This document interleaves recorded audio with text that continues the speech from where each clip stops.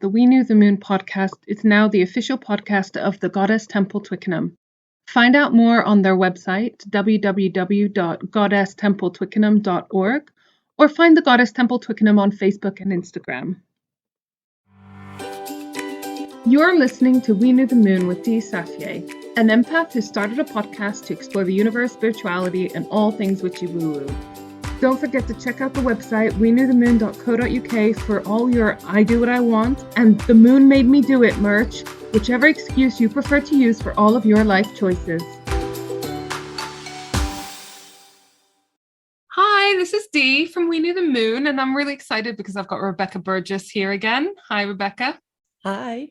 So you are a firm favorite friend of the podcast, and we had you back on season 2 talking about your Temple of Cornwall and things like the course in Glastonbury you did, the Goddess course, and your course that you do, that you host now. Now I'm really excited because you are going to present a topic to me. Yes. And I don't know what that topic is. So, little drum roll. I can't do the drum roll, but imagine. The Divine Feminine Archetypes of the Maiden, Lover, Mother, and Crone. Yay! We love Divine Archetypes. That sounds amazing. Good. I'm glad you think so. Yes, because this comes up again. It's one of those things that I love because it comes up in so many different ways, in so many different cultures, religions, right? There's so many different retellings of each archetype, and there's so many different. I mean, the 4 that I'm going to cover in this episode don't even scratch the surface on all the different archetypes. They're a great starting point, and I love it. So I'll first explain what an archetype is. So I'm not talking in the psychological sense of like the Jungian sort of archetypes. I'm not necessarily talking about them. These are more the spiritual aspects. We did the Jungian archetypes in season 2 when we did shadow work. Yeah. So what you mean is we're not following those same archetypes, the Joker, the mother, the child, and so forth, but it's archetype in the sense that these are sort of tropes that come up regularly. They're the same characteristics that pop up. I don't know how to explain archetype without using the word archetype. I know. Like trying to explain the word irony, like, Yeah, I know. Hey, Google, what does archetype mean? Archetype has 3 different meanings. Starting with the most common one, archetype can be used as a noun to mean a very typical example of a certain person or thing. Is that the meaning you were looking for? Yes, I think so. Yeah, that's fair. Yeah. Nice. Yes, here's an example of archetype being used in a sentence. Okay. He was the archetype of the old-style football club chairman. I guess it's Google's podcast now. Yes, he's my co-host. Yeah. Imagine. So I like to think of the outside of like the Jungian sort of archetypes, the more spiritual archetypes that we'll be looking at. They're like distant cousins of the Jungian archetypes, that there's still a collective innate consciousness or energy surrounding these different things within everybody. So whilst I'm talking about the divine feminine archetypes, that doesn't mean that the masculine people among us can't tap into those, or at least acknowledge those and embrace them as well. So yeah, I just wanted to let you know that if you're sitting down expecting this big like psychology rigmarole, it's not that. It's going to be very and also the 3 boys that listen to my podcast, you will still find this interesting. Hello boys, welcome. Hi. So we'll begin at the Maiden. I'm going to go in age chronological order here, but do be aware that these can be accessed at any age. They're things that we can tap into at any point in our lives, but you will find that you naturally fall into one kind of through each stage of your life, whether that's relevant to whatever age you are, if that makes sense. Mm-hmm. So you can go backwards is what you're saying. Oh, absolutely. You regress all you want. I think post-divorce, it's quite common, isn't it? Fellow divorcee. I very quickly went from mother in my marriage, though I wasn't a physical mother. I mothered him. I think I went from Crone. Did you? I went from mother to lover. Like that. Yeah, exactly. Took 0 effort. Yeah. So yes, we'll start at the Maiden. Mm-hmm. So the Maiden is this beautiful, sweet, innocent archetypal energy that is in women and girls rather, it's from the age of birth to around like your first period, your first rite of menarche. And this is, I like to think of this as the rebellious years. This is the inner activist, where she really gets to kind of like scream and roar and put on her DMs and go to a march and fight for women's rights and fight for, the right to her body and all these amazing things. Whilst she is so rebellious, she's also very innocent as well. Because those are not two words that you think of together very often. But it's like her innocence, it comes from a place of purity rather than naivety, maybe. Yeah, she's not naive. That is not her. She does not know the meaning of that word. Yeah. But it's a very, purity of reason, purity of soul and spirit, very kind of white rose energies. Not jaded yet, basically. Not broken and jaded yet. What we're saying. Yes. Precisely. She's still full of all the kind of excitement in the world, all the hopes for her future. And she's an excellent manifester as well. All the different archetypes are very good energies to tap into for manifesting. It just depends on what sort of energy you want. So obviously the lover, if that is the manifestation energy, I would say for me, because I'm very much in my lover archetype still, it's, divine union, it's masculine, feminine, it's the two polarities coming together to create. Whereas the crone, she's got the cauldron of transformation. I mean, I'm jumping the gun here, but she's got the cauldron of transformation.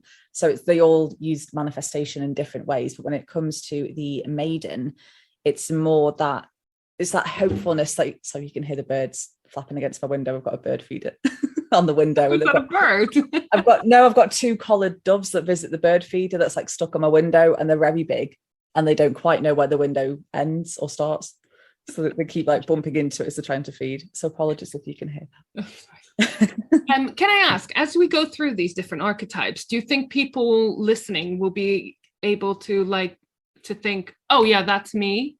Or are they likely to think, oh, I'm a little bit of this and that? Or, I think it depends at the stage of life that you're at. So for me, like I said, lover is very much my happy place, whether I'm, doing something quite crony or whatever. That's my kind of resting zone. That's my default, if you like.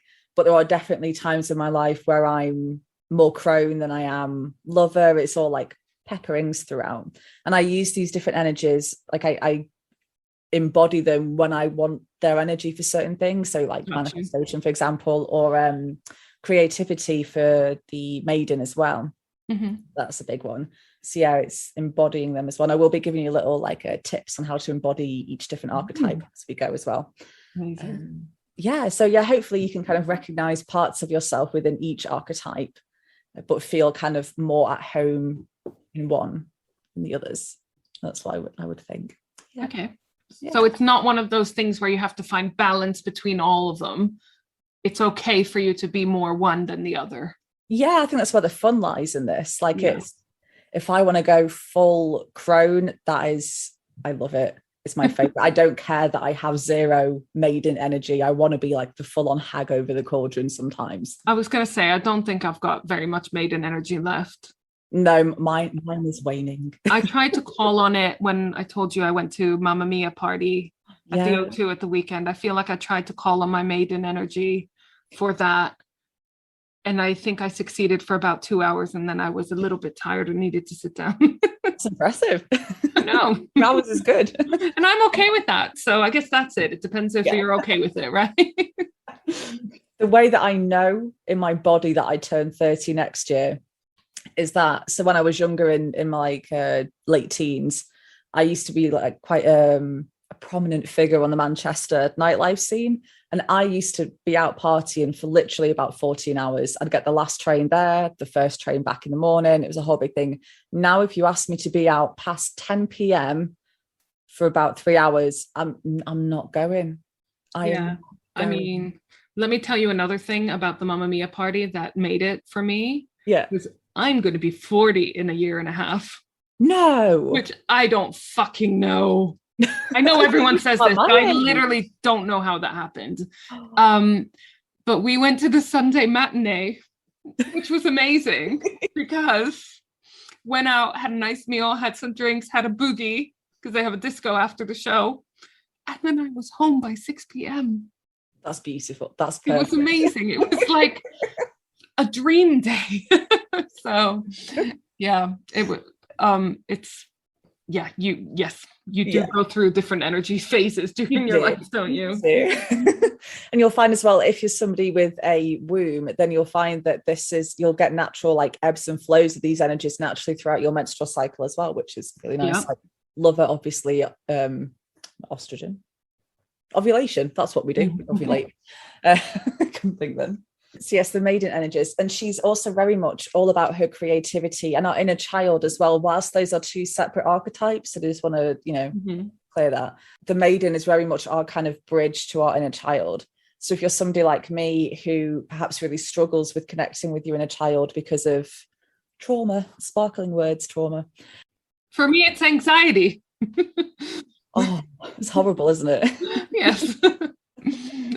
Taking it day by day. So yeah, lots of different reasons why people struggle to just let go and enjoy that more carefree. Yeah, lots of, I think, fear surrounding embracing your inner child, isn't there? Like, it doesn't feel safe to be seen sometimes as your inner child.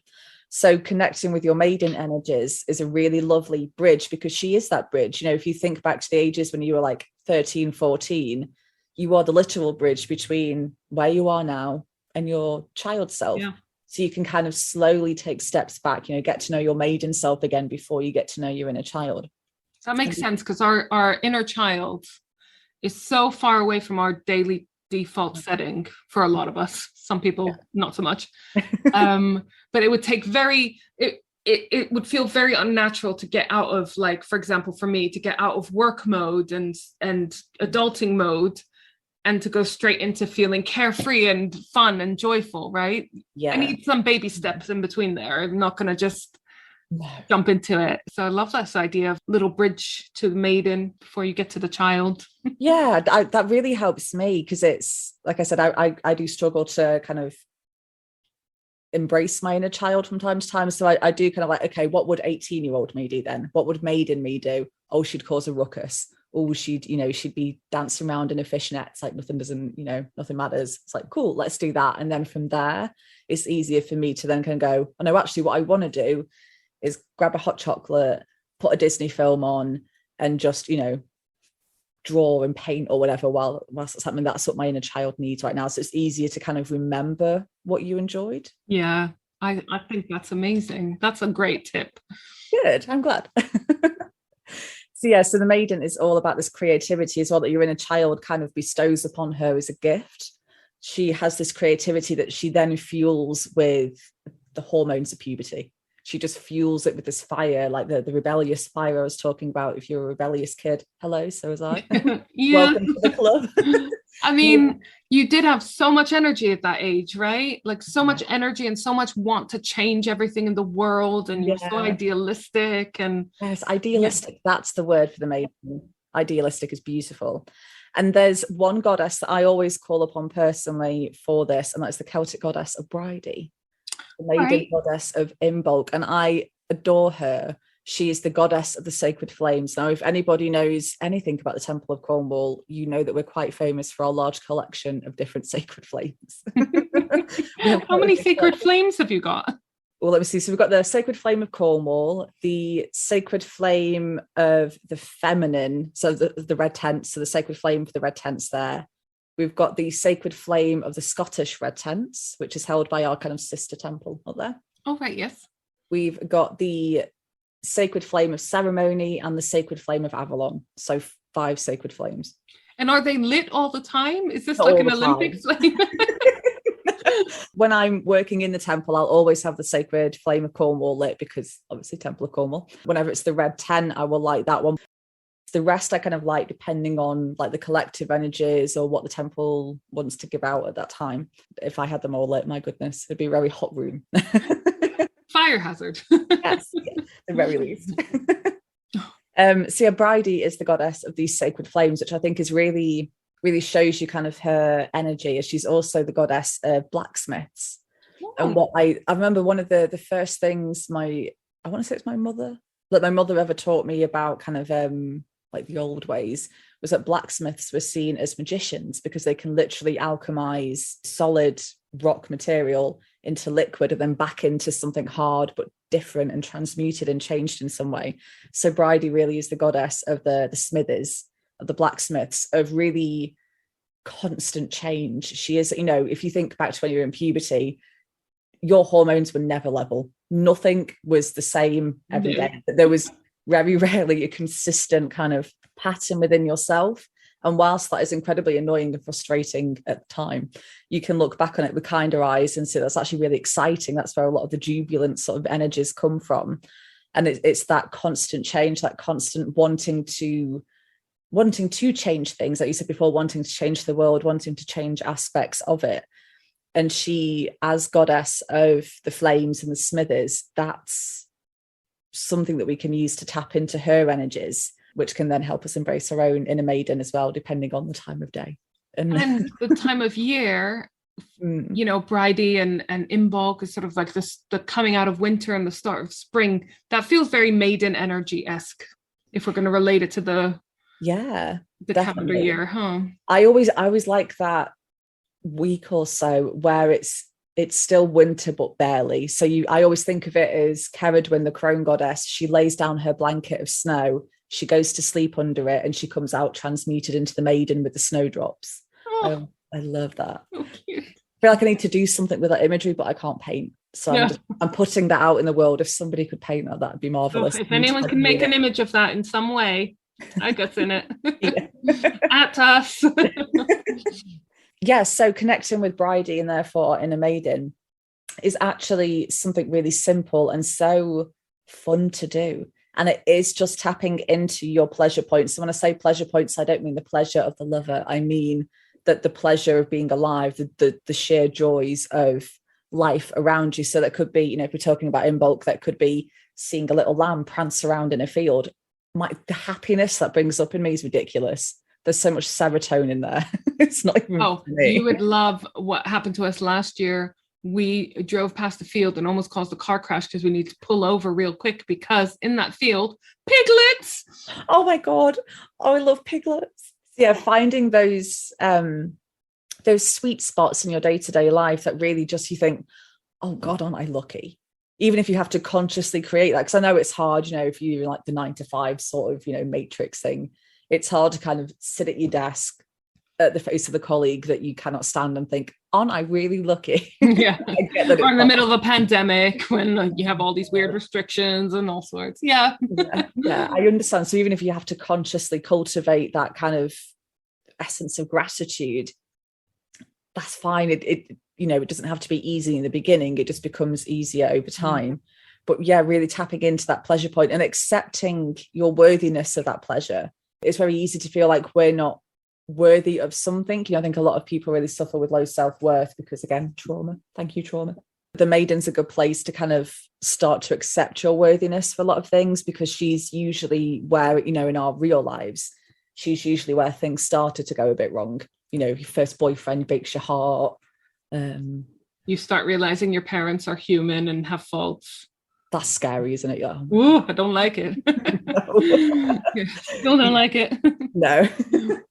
So we can really work with the Maiden to start accepting our self-worth, you know, to see that we are worth more than what we believe that we are. Working with Bridie, like I said, goddess of the Forge, connect with her through sort of any pleasures in your life. Simple pleasure. It's not sexual pleasures, not you know, big grand celebrations, but all the small moments that really make up your life, make up the happiness. Kicking piles of leaves. Oh yes, stepping on the crunchiest pile of leaves. Mm-hmm. Or like you said, watching a Disney film. Yeah, Hercules, always Hercules. Is it Hercules? Yeah. We watched recently Hocus Pocus, and that was lovely. And well, is it Disney? I don't know if it's Disney or not, but whatever.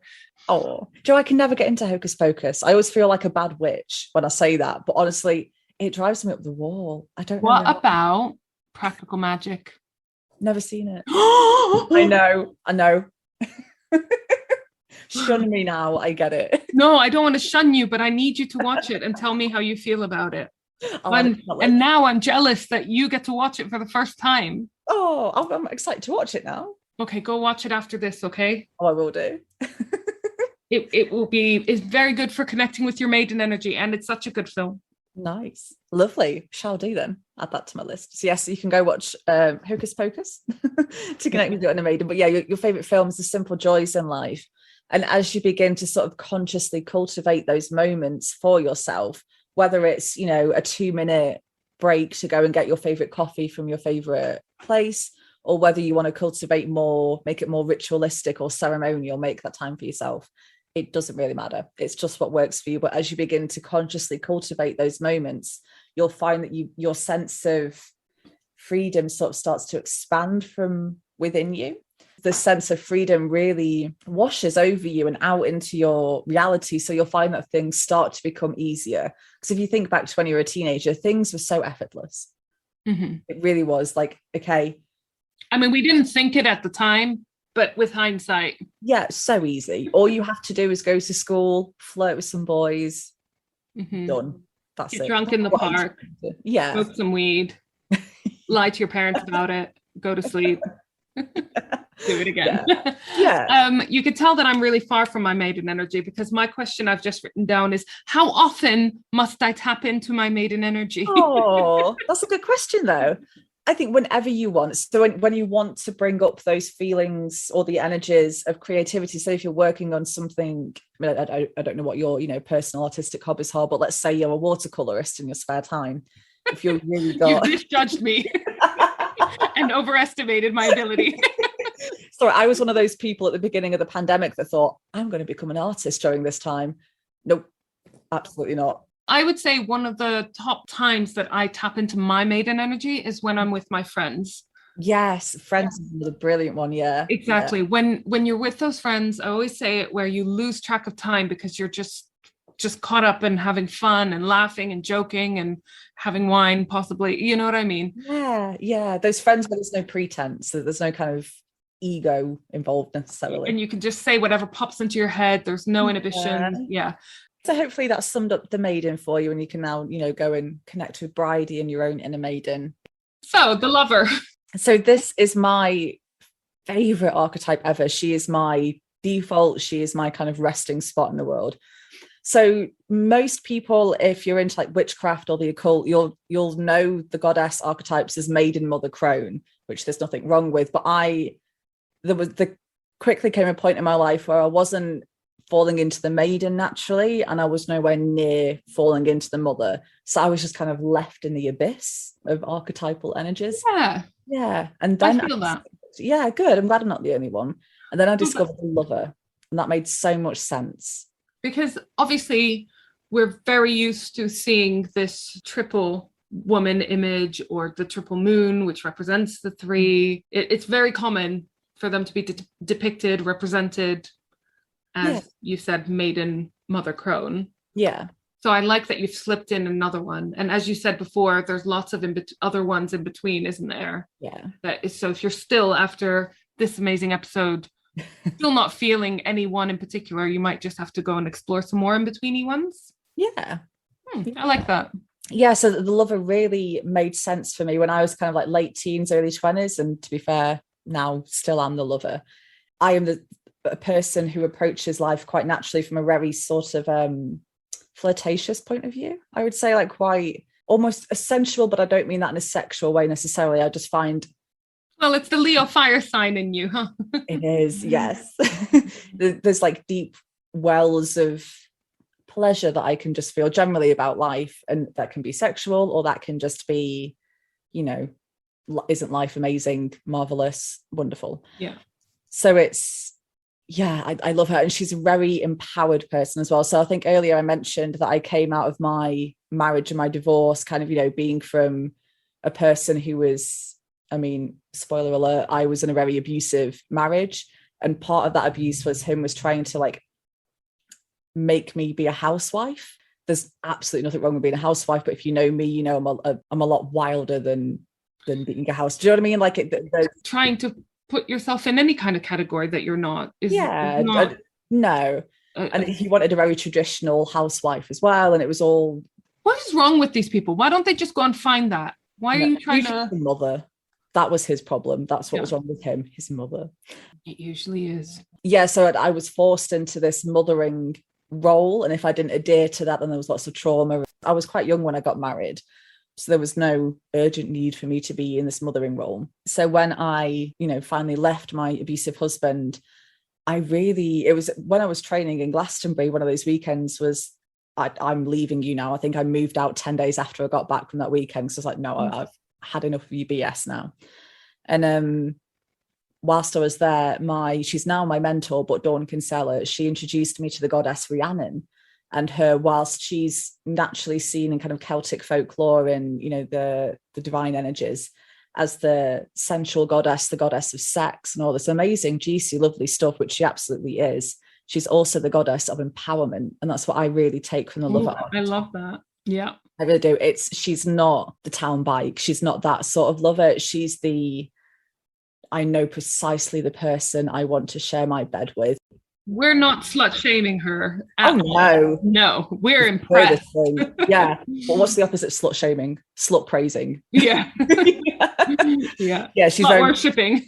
Yes. Oh, I love that. Yeah, she's very much. Probably should change the first part of that phrase though. Yeah, it doesn't quite. Yeah. Well, we can reclaim the word slut. Yes, absolutely. I think we should. Yeah. She'll know precisely what she wants from her lovers in the bedroom. And if they can't give it her, that's absolutely fine. You can leave now. I will create the pleasure for myself. I will find somebody who's worthy of helping me create the deep pools of pleasure that I'm looking for. So she's very extremely empowered. And she is, if you look into I'm going to really butcher this, Mabignon. Is that how you pronounce it? The tales of Celtic folklore, the 3 branches of the Mabignon. I'm not the one to ask that kind of question. You wouldn't think I've got a lot of Welsh ancestry in me, but I do. I should be able to I barely even speak my own languages, let alone. But yeah, so in the Mabignon, she's the daughter actually of Gwen ap Nudd, who we spoke about briefly in the previous episode in Glastonbury. So she's a little bit fairy too. Oh, she's hella fairy. Yeah, she's fairy. And men as well, if you're listening. She's a good one to work with if you're trying to rebalance your inner divine masculine, because she'll really hold a mirror up to all the places where you're not in your divine masculinity. So she's incredibly empowered. And also, whilst that obviously does translate in a very meaningful way into the bedroom, is in like, no, what you want to do doesn't bring me pleasure, so let's do what brings us both pleasure. It can, translate in that way. It also translates into the wider realms of your reality as well. So like I mentioned before, I love using the lover energies to manifest, because it's all about attracting. If you think of goddesses as sexuality and sensuality, it's like Aphrodite, for example. Yeah. Whilst she is a goddess of beauty and love and other the beautiful things, she's also the goddess of attraction. And that's literally just being a magnet. Mm-hmm. If you think I am attracting beauty, then you are beautiful. If you're attracting money, love, whatever it is, beautiful manifestation energies, especially when you bring in the divine masculine as well as lover. If you're looking for ways to kind of embrace your own empowered, sovereign, fairy queen lover, which, yes, please, whilst I'm always in the energy, I always want more. That's the nature of it. It's that like delicious sort of craving of like, oh yes, like give me more of this. This is amazing. So if you want to tap into those sort of energies, really being true to yourself, which I know is more difficult than it ought to be. But again, like with the Maiden, it's just taking those baby steps. So because this is a lover goddess and archetype, let's take it to the bedroom. Let's put it in that context. If you know that your partner is doing something or wants to do something that you don't enjoy, tell them, sod them, as long as you're nice and polite about it, as long as they're being nice and polite. Don't kink shame them. Oh yeah, no kink shaming on this channel. Kink shaming. We don't kink shame here. No. But you can very nicely communicate that that's not your thing and you want to try something else, maybe. Yeah, that's would be, going into it, oh God, I hope he doesn't do that thing with his toes again. I hate it. Oh. I really hope he doesn't. You tell them that you're not into a foot fetish. You tell them that you're not into whatever it might be. And you don't cross that boundary with yourself. Kind of set the boundaries firmly but politely with people. Unless they're being impolite, then just firmly set them to fuck off. Yeah, that is a boundary very firmly set. Yeah, because if they don't respect your boundaries, you have no need to, don't worry about their fucking feelings at that point, right? Yeah. Kind of relevant to this, I was watching a TikTok of all things this morning, and I learned that some indigenous cultures in America believe that profanity is used to dispel negative energies. So literally saying fuck off is you dispelling the negative energies of that person, moment. That's literally how I smudge the corners of my fucking house. Yeah, just shut fuck off. Be gone, fuck off, bad spirits and energies. Yeah. So honestly, saying fuck off to somebody, don't be afraid, because that is a boundary set, and it needs to be. If you're, having to use, because I'm my mum, then if you're having to use that sort of language, Yes. and it's obviously needed. Mm-hmm. Boundary setting as well has been my favorite way, and really unexpected way, to tap into the lover. So I've never had a problem with setting boundaries, really. I've just had a problem with other people not necessarily respecting them, but that's for therapy. That's not for you guys. I hear you. Yeah. But yeah, really consciously setting those boundaries. So rather than just reacting, having that be a boundary of like, no, I don't like this, go away. Don't like it, stop it. Rather than that, I mean, obviously sometimes that will happen and that's fine. But sometimes consciously setting those boundaries. So with family members, sometimes you're going to have to be like, I don't like the way you're talking to me. I don't like the way you're treating me. Whilst I love and respect you, I'm going to have to ask that you stop, or I will remove myself from the situation and we can resume our relationship whenever you are ready to. And whilst that is so incredibly difficult. And those family dynamics that have been set in stone for decades sometimes, trying to change those is almost impossible, but it's worth a try, isn't it? It really is. This lover sounds awesome. Yes, she is amazing. Yeah. Those to me are the simplest ways of tapping into your lover. And I say simple there with a pinch of salt, because I'm aware those don't feel simple things. Being really authentic to yourself, really trusting what you want is also difficult as well. I completely understand. She is naturally quite a difficult one to approach, because I think, especially as women in this day and age, it's very difficult to trust ourselves. I think we've been taught a lot to not from a young age. Yep. There's all the self-doubt and the imposter syndrome and everything. Yeah. And then being thrown, at an alarmingly young age into the male gaze to be sexualized and perverted in ways where we shouldn't be. Like, I'm just trying to walk to school in my 14-year-old. Can you not be a pervert, sir? Thank you. We're constantly taken out of our truth, I think. Rituals, ceremonies, sex magic for the lover, these are all really wonderful tools you can use to tap into her. But to start off simply and to kind of, put your toes into the waters of the lover, trusting yourself, trusting your truth. Do you know what I would love to do? I'd love us to make a playlist for each of these archetypes. Can we do that together? Yes. I'm thinking Maiden. I'm thinking real Alanis Morissette vibes. I was just thinking the same. Yeah. And I don't know if it's because I mentioned her earlier, but I'm thinking lover, very Tori Amos. Who would you think? Ooh, there's a song that I've just discovered recently-ish called Deity. And it's beautiful. It's made to be created like the female version of Hosier's Take Me to Church. So she's meant to be like the goddess that's being worshipped. And oh boy. Yeah, Deity by Valerie. That's Valeree. Yeah, I think that about covers the lover. We have the mother archetype next. So this is, something I've only just recently started to tap into in my personal life, because I'm a woman without children at the moment, but I am the mother priestess of a temple. That's been a real journey for me to spiritually conceive this temple, birth it out into the world in the way it needed to be birthed. And now I feel like I'm just holding its hand and trying to raise it as best as I can. So I'm speaking about the mother archetype in that sense, in that idea, as a woman without a child, but I am constantly birthing different projects, different businesses, different everything, really. It's marvelous. So the mother, she is the archetypal, all-consuming divine love. However complicated or painful your relationship with your mother might be, try and think beyond that and think about what a mother should be. So a mother should be unconditionally loving of you, should always make you feel worthy of love, should always support you in everything that you do, unless it's obviously bad for you. When I say support, I mean kind of abundantly supported as well. A tree doesn't have to do anything other than be a tree to be supported by the earth. It is supported by the soil, the rain, the sun. It is just constantly supported. why should it be any different for humans? And it's the essence of that the mother archetype brings in. She loves us for our differences as well. You know, she loves us for being like, you know, the little rock punk kids that we are. She loves us for being the amazing priestesses that we can become. She loves us for every single facet of ourselves. And she's also so abundant in the love that she gives. She's literally this deep well of love. Oh, I feel very emotional at the moment because I feel like I'm lucky enough that my actual mother is very like that. Yeah, same. So it feels very easy to understand this energy. Yeah. For anybody out there that may have a strained relationship with their mother, okay, whilst that's horrible, where can I see what a mother should be? And again, I'm not trying to make this a manifestation episode, I swear, but when you're trying to manifest, the mother's a very good one if you're feeling that kind of lack of self-worth, if that's what you're trying to work on, to manifest, whether it's money, love, joy, whatever.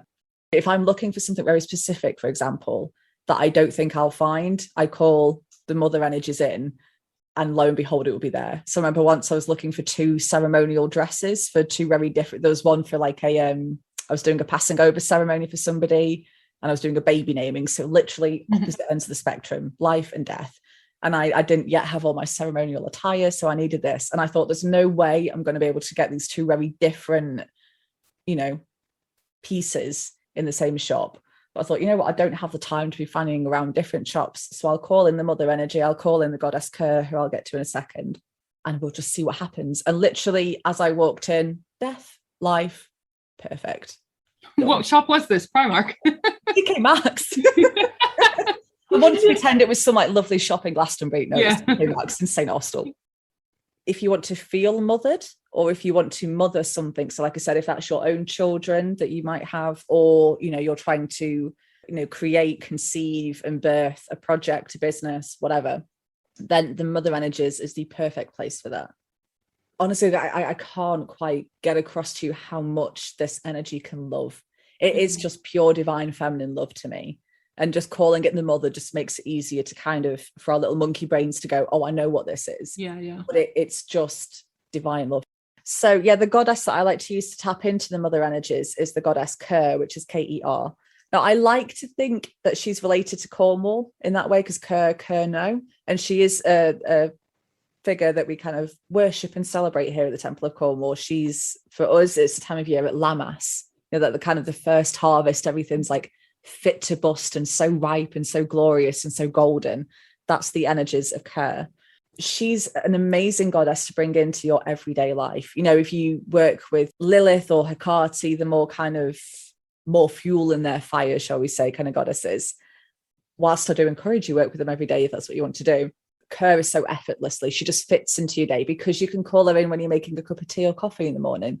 If you're a baker, if you like to bake for yourself or your family, you can call her in when you're making fairy cakes for your child's school cake bake.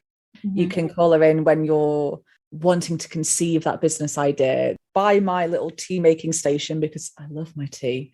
I've got lots of loose leaf teas everywhere and lots of little jars and whatever. And buy my kettle. I've got a little bowl I found in a charity shop for like £1. It's quite small, but quite deep, if that makes sense. It's quite tall. And it's got like a bee imagery on it. So there's like a beehive embossed on it, little bees all around it. It's golden in colours, like honey drips. It's beautiful. And anytime I'm making myself a cup of tea with loose leaf tea, I'll take a teaspoon out for myself and put a teaspoon in there for Ker and give that as an offering to her. That very small ritual, I'm calling it a ritual, is a very grand word for what it is, but that little act really helps me to kind of remember to tap into the energies. And obviously I've blessed the bowl, I've connected it to her, so every time anything goes in there, it is for her. It's also honoring her.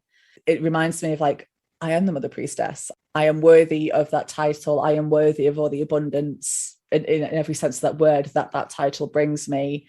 Isn't life glorious? Isn't life always so abundant and ripe? Isn't it beautiful? Oh, that's lovely. Does she take instant coffee too? Because I would think so. Yeah, we'll take coffee. I don't think she's fussy. Being kind to yourself as well is one of the most impactful everyday ways that I connect with the mother energies, and therefore the Goddess Ker as well. It'll be more difficult for some than others, I'm sure. So for me, I have a real trouble being gentle to myself. I'm always like, no, everything's got to be perfect. all that responsibility is on me, I can easily fall into that kind of trap. Go all the time. Yeah.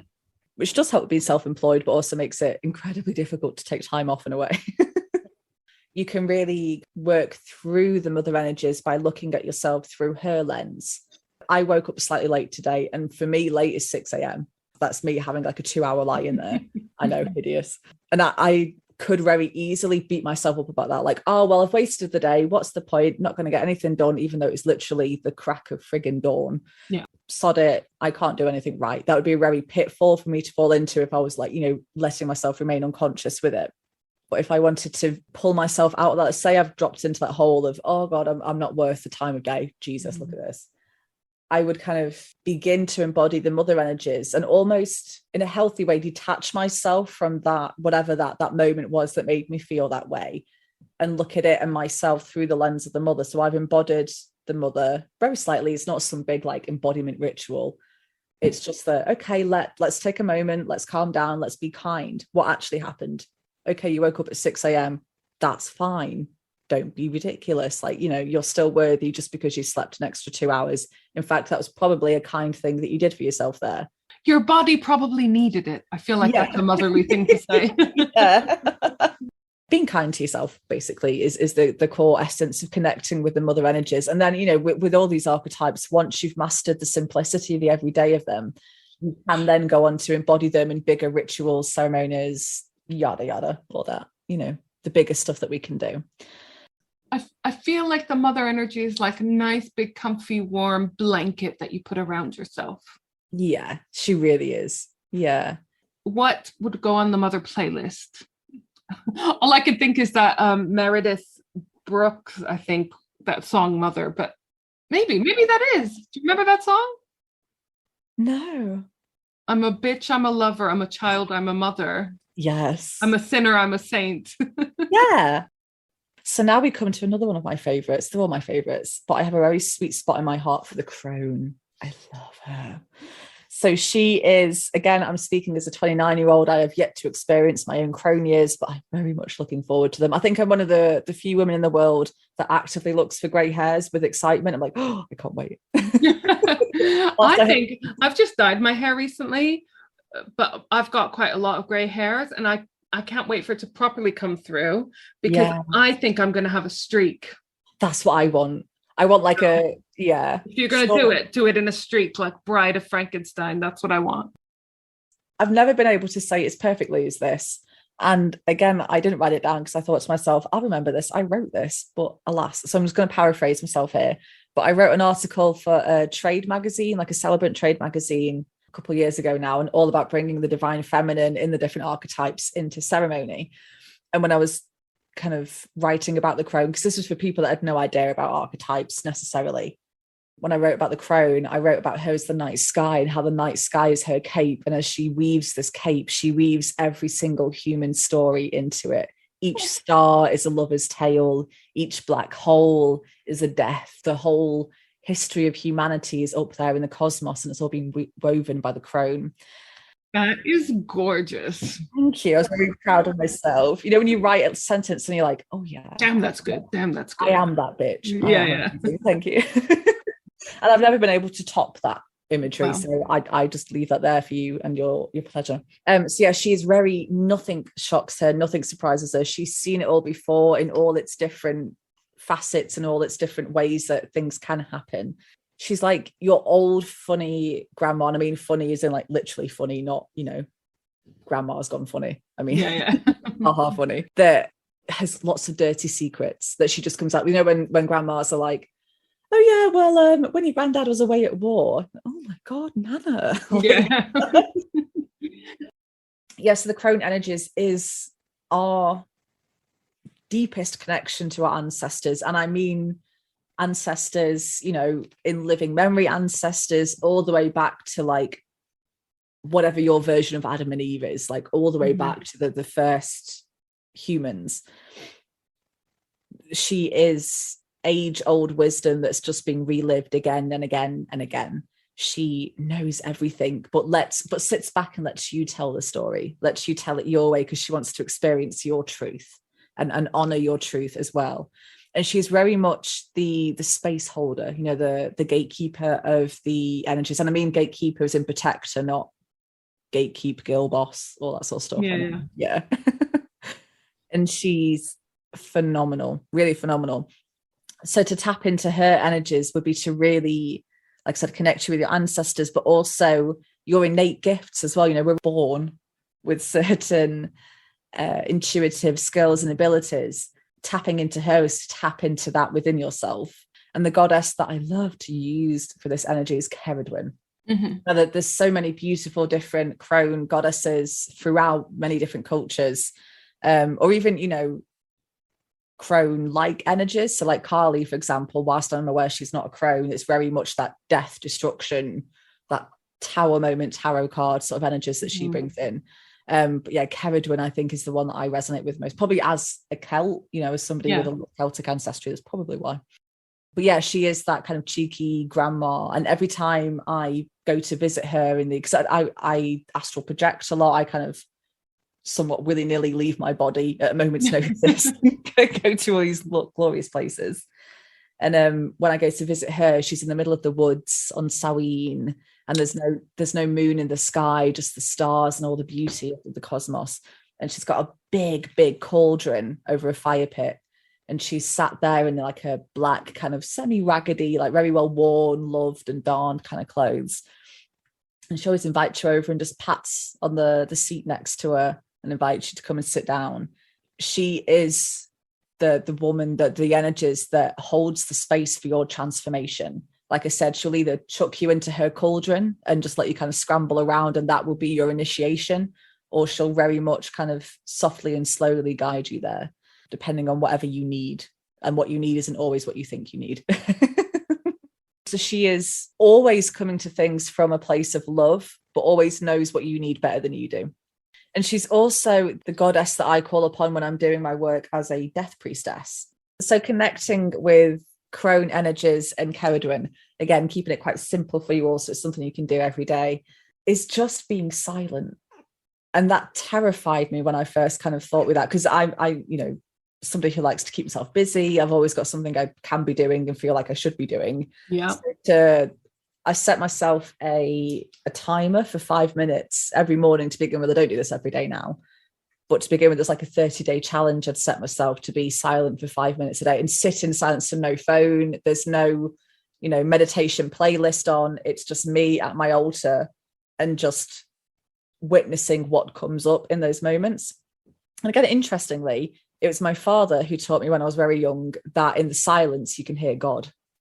And he meant God as, you know, he was like a heathen Viking, so he meant God as an Odin, not spirituality or that in the silence you can hear God. And it was not long after he died that I thought, you know, I want to sit in silence every day and just deal with what comes up. Being silent with yourself, and it doesn't have to be 5 minutes. I mean, I set myself that 5-minute goal because that seems so hideous. It almost excited me. And it was achievable. You know, it's not an hour a day. It's not 6 hours. I'm not living this monastic lifestyle with like a vow of silence. I can do 5 hours at the end of a meditation every morning. That's fine. That's very achievable. But if 1 minute for you, you know, would work, then do that. If an hour, if 6 hours works, my God, do it. That'd be amazing. I feel like I'd have to work my way up from 10 seconds. Yeah, little increments. I do all these things. It's baby steps, isn't it? And you will be surprised at what comes up, but you almost want to, again, not detach yourself in like an unhealthy way, but like with the mother energies, kind of detaching yourself from the emotions, from the reactions that you're having, and just witnessing them for what they are and the beauty of what they are, no matter how positive or negative they might be. That's something that really brought me closer to the crone in like an everyday accessible sort of way. I'm going to do this 30-day challenge. Do it. So honestly, it changed my perspective on so many things. It really helped me be much more aware of your patterns, your emotions, your reactions, the behaviors of other people in your life, the relationships you have. Obviously, the Crone playlist would be played outside of the silent challenge, but what would go on the Crone playlist? Ooh, the Crone playlist. I'm feeling Patti Smith. Yes. Yes. Right. I have a amazing woman called Lorna who helps out with the teachings at the temple for the mystery school. So she teaches these 4 Crone modules, and she's got different archetypes within the Crone. So at the moment, the students are just learning about the Crone as village wise woman and what that means for them and how they can connect with her and all that lovely stuff. That's how I picture the Crone. Yeah, that like woman that lives on her own at the edge of the woods, at the edge of the village. Yeah, so many animals, so many pets, massive herb garden. But Lorna's creating a standalone course for the Crone for the Temple of Cornwall, which I'm really excited about. Yeah, so that'll be coming out kind of like this time next year, I would imagine. There's a lot more Crone stuff coming with the temple, but from somebody who's well versed in it. That's amazing. Yeah. Oh, that'll be so much fun. Yeah. That was so fantastic. I feel like I've got so much better insight into these archetypes and that pop up all the time. Thank you so much for joining us again. I'm going to have you back. You know I am. Oh, I would be back whether you wanted me or not. Yeah, because we've already touched on so many different things that we've said we should come back and do another full episode on that on its own. So you have to come back for those. That's the rule. That's fine by me. All right. Well, thank you so much, and we'll see you next week. Bye. Bye. If you want lots more fun, moon info, and all things spiritual, plus our merch shop, please visit our website, wenewthemoon.co.uk. And if you want even more, head over to our Patreon page, patreon.com/wenewthemoon, and check out some of our bonus content. We're also on Facebook and Instagram at we.new.the.moon, and we're also on Twitter at wenewthemoon1. See you next time!